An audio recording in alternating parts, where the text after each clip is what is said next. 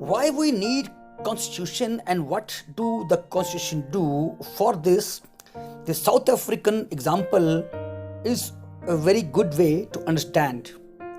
Dear children, you all know that in South Africa, both the oppressors, that is the white minority rulers, and the oppressed, that is the native black Africans, sat together and then they started planning for a new constitution. It was not very easy for them to trust each other. You know that they had their own fears, they had their own past. Both of them wanted to safeguard their interest. The black majority was keenly interested in safeguarding, protecting, and giving more rights to themselves, whereas the white minority had some fear that this white majority may take revenge of what the white have done to them in the past. So they also wanted to protect their privileges, their property. After long negotiation, both parties agreed to compromise. So they compromised. Both agreed to the principle of majority rule. First of all, they all agreed that the party which get the majority of vote will be ruling. And again, they also agreed to one person, one vote. They also agreed to the rights of the poor people and the workers. The black agreed that majority rule would not be absolute. That means it will be not be under control of somebody. It will not be just like a dictator.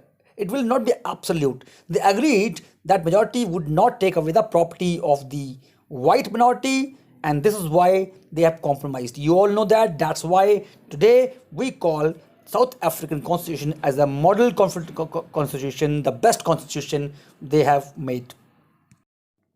Dear learners, you must have played street cricket or any other street game like football.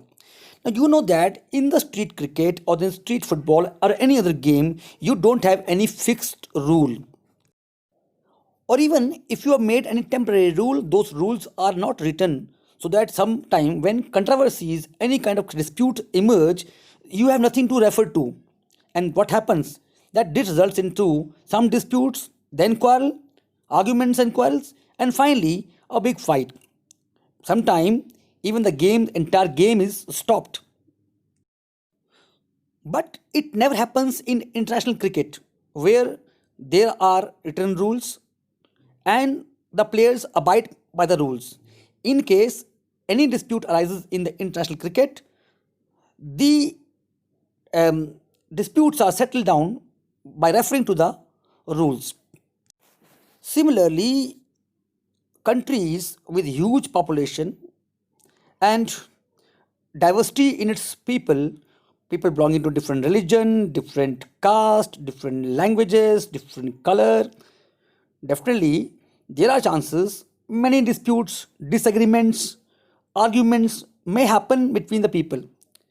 And if there are no certain rules there also, similar kind of disputes can turn into quarrel and fight and maybe disintegration. And this way a country will not be cannot be managed, governed or administered properly.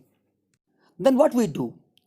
Definitely we need to write some rules, some regulations. We have to, so that we um, maintain trust, we build trust in all situations. The only way to build and maintain trust in such a situation is to write down some rules of the game that everyone would abide by. Now these rules lay down how the rulers are to be chosen in future. These rules also determine what the elected government are empowered to do and what they can do, cannot do. Finally, these rules decide the right of the citizens. These rules will work only if the winners cannot change them very easily. This is what you have seen that in South Africa, the South African did. They agreed upon some basic rules. They agreed that these rules will be supreme. No government will be able to ignore these. These sets of basic rules are called constitution. Every country in the world has diverse groups of people.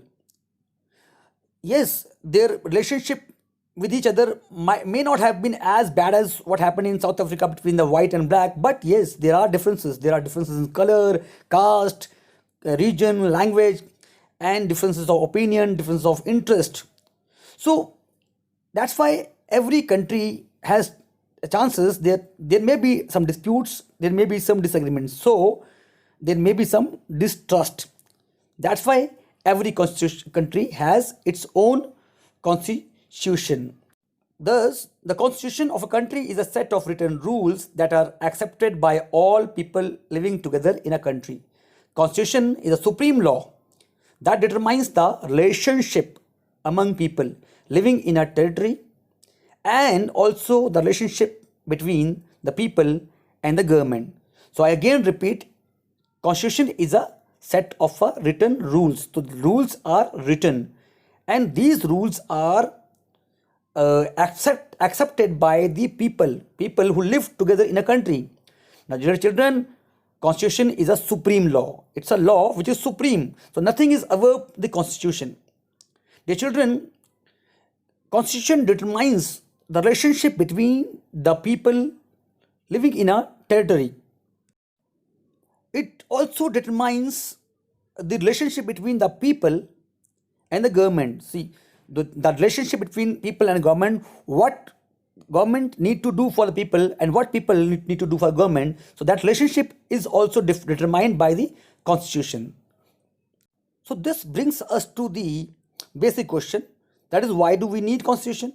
The children, after the discussion, we came to the following conclusion, that constitution, why we require constitution? First of all, constitution generates a degree of trust and coordination that is necessary for different kind of people to live together. As I already mentioned, that in a game, if you have a rule, if you have a written constitution, it builds up the trust between the player and the coordination. Similarly, if constitution is made for country, it develops the degree of trust between the people, and it also generates the coordination, which is very important between different kind of people who live together. Next, constitution specifies how the government will be constituted, who will have power to take which decision.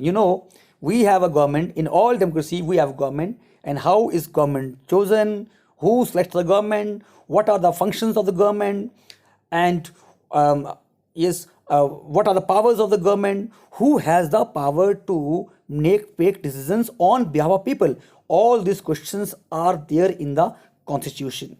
Next importance of constitution is that it lays down limits on the power of government and tells us what the right of citizens are.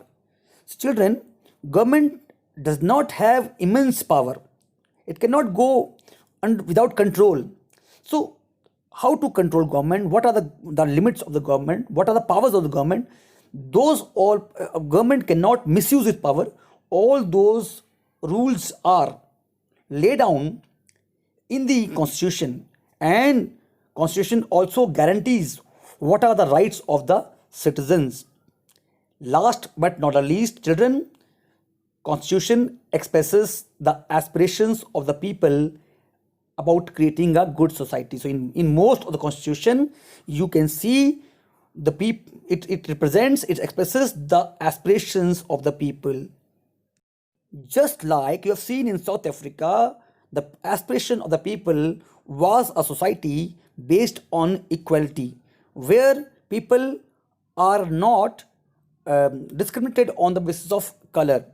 Similarly, most of the countries, like in India, we also have a constitution which gives equal opportunities to everybody, whether it is male, female, or maybe black, white, or a caste, creed, or any religion.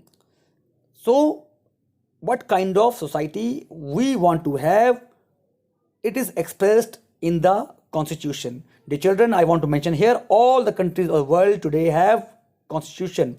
Yes, all the countries have constitution, are not necessarily democratic, but all countries that are democratic will have its own constitution.